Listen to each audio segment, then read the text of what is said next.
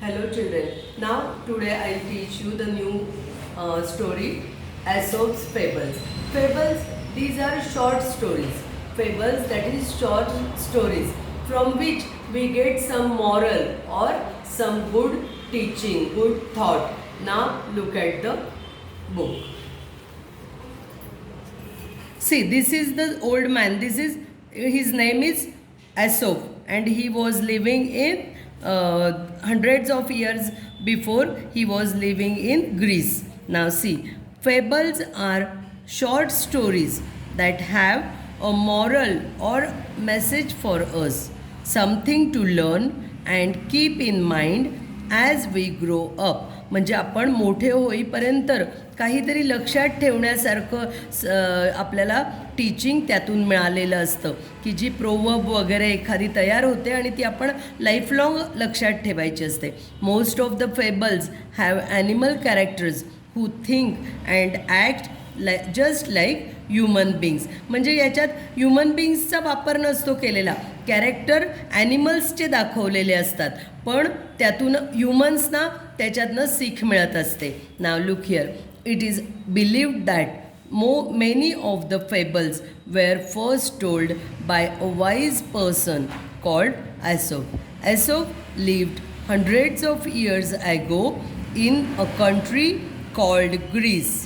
His stories became so popular that people passed them on from generation to generation.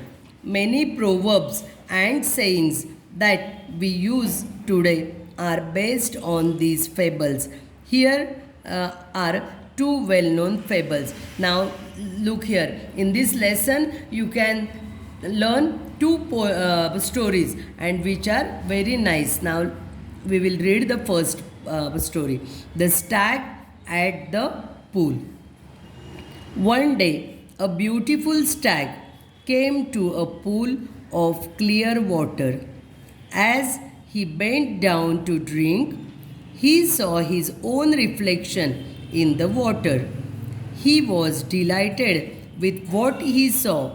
Instead of drinking water, he kept looking at his on reflection. म्हणजे काय, एक Stag असतो, तो पूलवर जातो पाणी प्यायला आणि त्यामध्ये त्याला त्याचं रिफ्लेक्शन दिसतं. आणि रिफ्लेक्शन, एक स्टॅग असतो, तो जातो पूलवर पाणी प्यायला आणि पाणी प्यायला गेल्यानंतर त्याला त्याचं एक रिफ्लेक्शन दिसतं.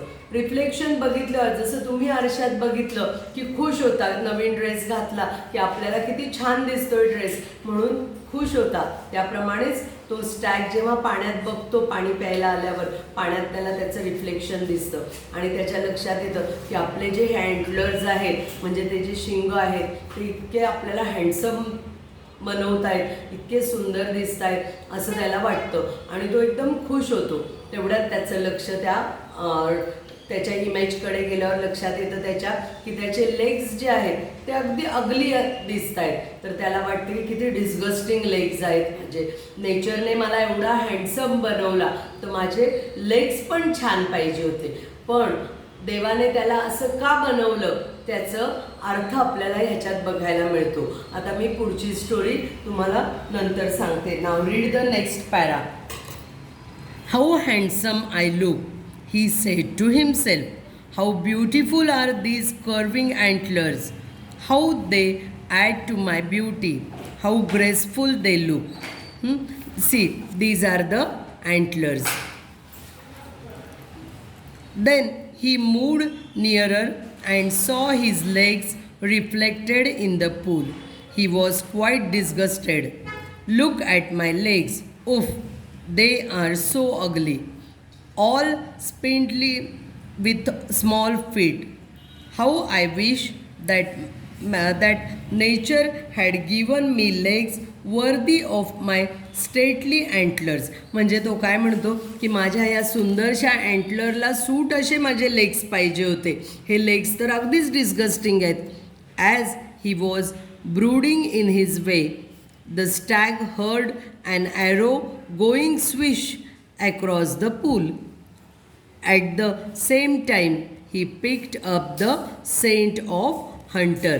म्हणजे काय, तो पाणी पित असताना तसा विचार करत असताना एकदम त्याला ॲरोचा आवाज येतो आणि त्या हंटरचा स्मेल पण येतो.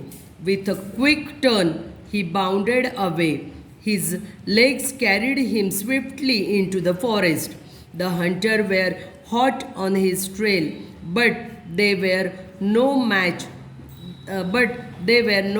for his speed. Soon the stag left the hunter for behind.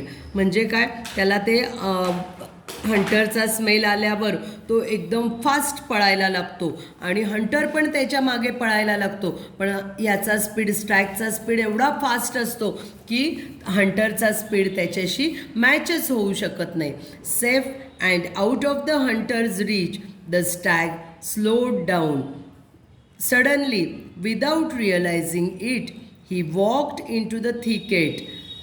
There were trees with strong branches growing close together, and alas, the same antlers of which he was so proud got caught in the thick growth. म्हणजे हे बघा, असा तो पळत असतो आणि अचानक त्यालाही न कळता तो एकदम घनदाट जंगल जे असतं की जिथे खूप क्लोज असतात झाडं, एकमेकांच्या फांद्या एकमेकांमध्ये मिसळलेल्या असतात, अशा ठिकाणी तो पळत पळत पोहोचतो. आणि पोहोचल्यावर त्याचे जे शिंग असतात, अँटलर्स असतात, ते या झाडांमध्ये अडकतात. आणि मग त्याला लक्षात येतं की जे लेग्स त्याला आवडत नसतात, डिस्गस्टिंग वाटतात, त्या लेग्सच्या स्पीडमुळे तो स्वतःचा जीव वाचवतो. आणि जे अँटलर्सबद्दल त्याला स्वतःला प्राऊड फील होतो की मी किती हँडसम दिसतो, ते अँटलर्स मात्र ब्रांचेसमध्ये अडकून जातात आणि तेवढ्यात त्याला पुन्हा त्या हंटरचा स्मेल येतो आणि त्याला लक्षात येतं की आता आपलं काही खरं नाही, आपल्याला तो हंटर मारून टाकणार. आणि म्हणून तो मग जोरजोरात त्याच्या मान हलवतो आणि कसंबसं स्वतःला वाचवतो आणि लांब पळून जातो. मग त्याच्या लक्षात येतं की जे लेग्स त्याला आवडत नाही त्या लेग्सने त्याला वाचवलं आणि जे अँटलर्स त्याला आवडतात त्या अँटलर्समुळेच त्याचा जीव जात होता. अशी ही त्यांची स्टोरी आहे. The stag tried to shake himself free. म्हणजे तो त्याचे मान हलवतो फ्री होण्यासाठी. But the more he struggled, the more entangled his antlers got in the branches. Once again the stag could hear the hunters drawing close and grew afraid. At last, with great difficulty, he managed to free the antlers and bounded away. आणि पळून जातो तो त्याची मान काढून. I realise नाव, तो काय म्हणतोय बघा Stag. I realize now that my ugly feet saved my life. I was so proud of these handsome antlers, but they would have been the cause of my death. Very often we dislike the very things that are most useful to us. याचं meaning तुम्हाला moral कळलं का? म्हणजे बऱ्याच वेळा आपण नाराज होत असतो की मला थोडी आणि हाईट का नाही, किंवा मी अजून सुंदर का नाही, किंवा मला अजून चांगला गोरा पान कलर का नाही मिळाला, माझे हेअर्स लॉंग काय नाही आहेत. तर प्रत्येकाच्यासाठी परमेश्वराने आपल्याला एक काहीतरी प्लस पॉईंट दिलेला असतो आणि जो आपल्या लाईफमध्ये मोस्ट इसेन्शियल असतो. त्यामुळे आपण त्याचा रिस्पेक्ट केला पाहिजे. ना की जी गोष्ट नाही आपल्याकडे त्याचा विचार करण्यापेक्षा आपल्याला जे मिळालेलं आहे त्याच्यात आपण आनंदात राहायला पाहिजे. त्याला त्याचे लेग्स आवडत नव्हते पण त्याच लेग्सने त्यांना वाचवलेलं असतं आणि त्याला त्याचे अँटलर्स आवडायचे पण त्याच्यामुळेच उलट तो फसणार असतो, त्याचा जीव जाणार असतो. म्हणून सगळ्यांनी लक्षात ठेवायचं की whatever God has given us we should respect it.